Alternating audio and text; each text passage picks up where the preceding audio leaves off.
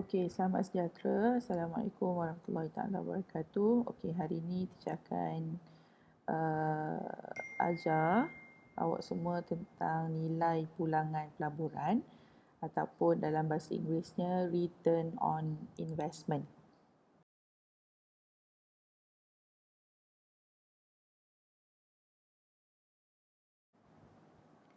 Okey, apakah yang dimaksudkan dengan nilai pulangan pelaburan ataupun ROI? Okey, nilai pulangan pelaburan ni adalah satu bentuk pulangan ataupun bonus ke atas setiap ringgit yang awak dah keluarkan untuk membuat pelaburan sama ada dari segi dalam bentuk saham ataupun hartanah. Okey, ROI ni kita nilai dalam bentuk peratus. Alright, yang ketiga, macam mana kita nak katakan satu pelaburan tu adalah pelaburan bijak? Ianya berlaku apabila kita buat satu pelaburan tu mendatangkan keuntungan kepada kita, memberi kita satu pulangan yang besar.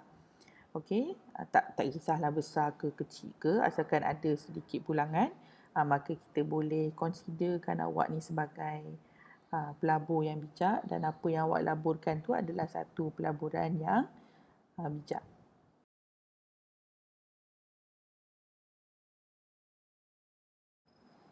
Bagaimana kita nak kira ROI ni? ROI ni ada formula dia, okey, iaitu jumlah pulangan yang awak dapat, kita bahagikan dengan nilai pelaburan awal, berapa banyak modal yang awak dah laburkan, kemudian kita darabkan dengan 100%.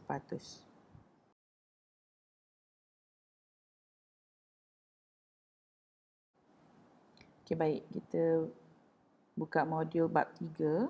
Kita tengok muka surat 7, soalan 9A.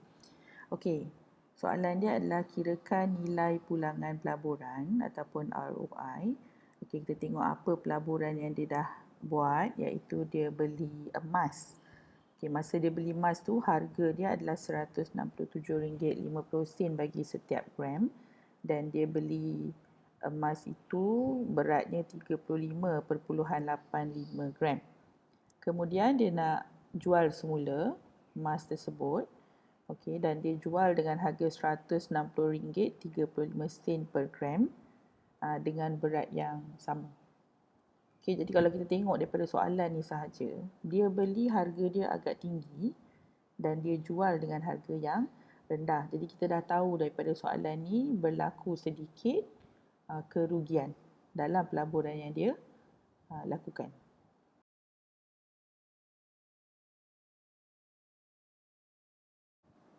Okey, penyelesaian dia macam mana pula? Kita tengok. Yang pertama, kita akan kira berapa banyak duit yang dia dah keluarkan untuk pembelian emas tersebut. Okey, kita darabkan RM167.50 dengan RM35.85. Jadi jumlah duit yang dia dah keluarkan adalah sebanyak RM6,004.88. Okey, kemudian dia jual semula dengan harga RM160.35. Kita darabkan dengan berat yang sama, dan harga jual yang dia dah buat adalah RM5,748.55. So bagaimana yang teacher cakap tadi, telah berlaku sedikit kerugian, okey, kerana dia telah jual emas tersebut dengan harga yang rendah. Jadi kita tolakkan harga jual dengan harga beli, maka kerugian yang dia perolehi adalah RM256.33. Okey, kita kira ROI dia pula.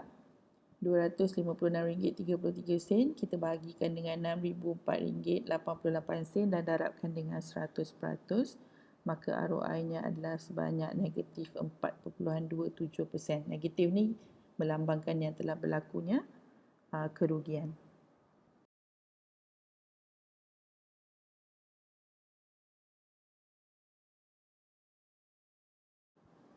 Okey, sekarang kita beralih kepada soalan yang kedua, iaitu soalan 9F.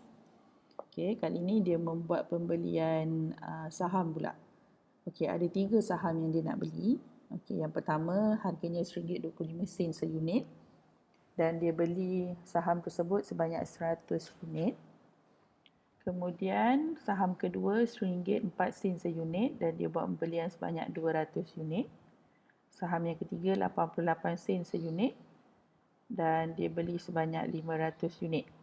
Okey, pulangan yang dia dapat, okey, dia ambil 5%. Okey, dia dapat 5% pada harga 85 sen. Okey, bonus 1 unit share baru bagi setiap 5 unit share yang dimiliki. Maksudnya setiap 5 unit share yang dia dapat, dia akan dapat 1 unit share extra sebagai bonus. Okey, kemudian dia jual semua saham yang dia beli tadi tu dengan harga 80 sen seunit. Jadi soalan dia disuruh kita kira ROI.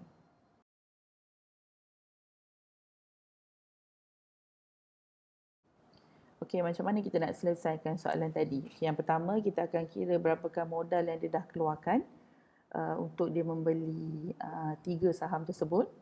Okey, yang pertama RM1.25 tadi kita darabkan dengan 100 unit yang dia beli. Tambahkan dengan RM1.04 saham kedua, darabkan dengan 200 unit. Saham ketiga 88 sen, darabkan dengan 500 unit. Semua ini kita tambahkan, kita dapat RM773. Okey, kemudian kita kira dividen pula. Okey, dividen tadi dia bagi 5%. Jadi 5% kita darabkan dengan 85 sen. Tak kira lah saham awak tu harga RM1.25 ke, RM1.04 ke, 88 sen ke. Saham tu tetap bagi pada harga 85 sen. Okey, jadi 5% darab 85 sen, darabkan dengan bilangan saham yang dia beli tadilah, iaitu sebanyak 800 unit saham. Jadi dividen yang diperolehi adalah RM34. Okey, kemudian kita kira pulangan bonus pula. Dia bagi tahu tadi setiap 5 unit saham yang diperolehi, dia akan dapat 1 unit saham sebagai bonus. Jadi 1/5 kita darabkan dengan 800 unit. Jadi unit saham baru yang dia dapat bonus daripada sahamnya adalah sebanyak 160 unit saham baru. Okey, jadi jumlah unit saham baru yang diperolehi adalah 960 unit. 800 unit saham lama tambahkan dengan 160 unit saham baru. So dia dapat 960 unit saham. Okey, kemudian dia nak jual. Dia nak jual semua saham-saham dia pada harga 80 sen. Jadi 80 sen kita darabkan dengan 960 unit saham yang dia dapat tadi. Jumlahnya adalah RM768 hasil jualan saham. Okey, jadi berapakah pulangan yang dia dapat semua sekali? Jumlah pulangan dia adalah RM768 hasil jualan saham tadi. Kita tambahkan dengan dividen RM34 dan jumlahnya adalah RM802. Untung ke rugi? Okey, kita kira dulu keuntungan dia. Harga jualan, jumlah pulangan dia semua tadi tu RM802. Kita tolakkan dengan modal asal yang dia keluarkan iaitu RM773.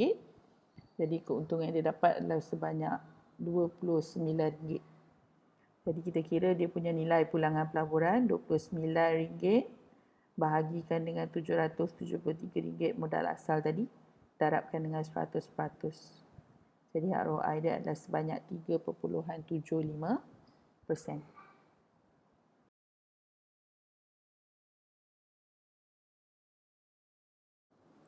Okey, baik.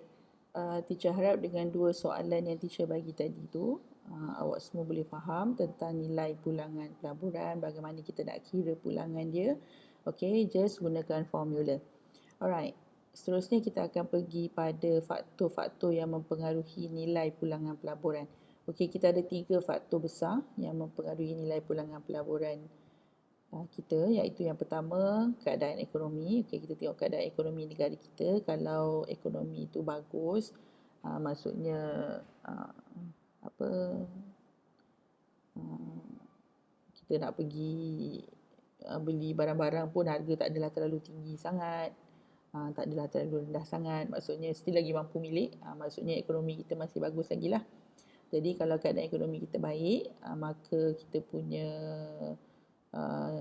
ROI bagi setiap pelaburan kita pun akan baik jugalah. Okey, yang kedua, kalau kita buat pelaburan dalam bentuk hartanah, okey, kita tengok dia punya lokasi dulu. Kalau lokasi tu bagus, maksudnya kawasan tu kawasan yang orang cakap selamat, kawasan yang cantik. Maksudnya ramai orang suka tempat tu. Maka kalau awak nak jual tanah awak tu semula pun bagus juga. Tapi kalau awak pilih lokasi tu jauh, beli rumah kat bawah kaki gunung ke, nak pergi kedai pun susah. Mungkin kalau you nak jual balik tanah tu, agak rugi sikit lah sebab orang pun tak nak duduk jauh-jauh daripada bandar. Okey, yang ketiga kita tengok situasi politik negara kita. Okey, kalau negara kita aman, tak ada peperangan, tak ada berlaku rusuhan, mungkin kita punya pelaburan tu akan jadi lebih mahal harganya. Okey, maksud kalau kita nak jual tu harga tu akan lebih tinggi. Tapi kalau negara kita bermasalah, berperang sana sini, okey, so mungkin kita punya pelaburan tu tak mendatangkan keuntungan. Okey, jadi kita habis tajuk nilai pulangan pelaburan ataupun ROI ini. Sebagai tambahan, teacher akan bagi kerja rumah selepas ini.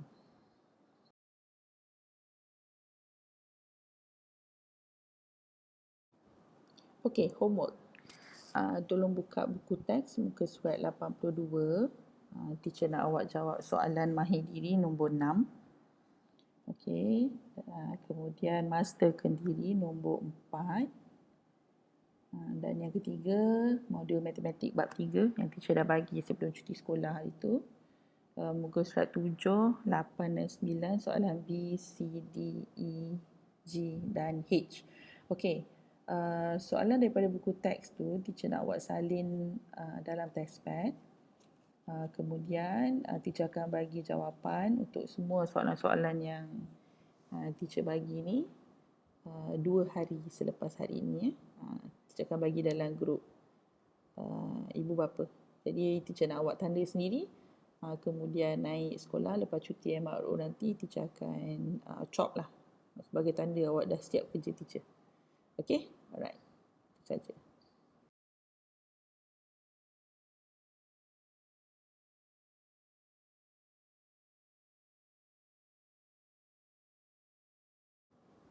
Ada soalan? Jangan susah. Boleh contact teacher dekat nombor atas tu. Okay, teacher ada WhatsApp, teacher ada Telegram, anytime. Teacher akan balas dengan segera. Dan teacher akan cuba bantu awak semua untuk selesaikan tugasan. Okay, itu saja daripada teacher. Selamat bercuti, duduk rumah, jangan pergi mana-mana. Nanti kita sambung dengan tajuk seterusnya pula. Okay, terima kasih.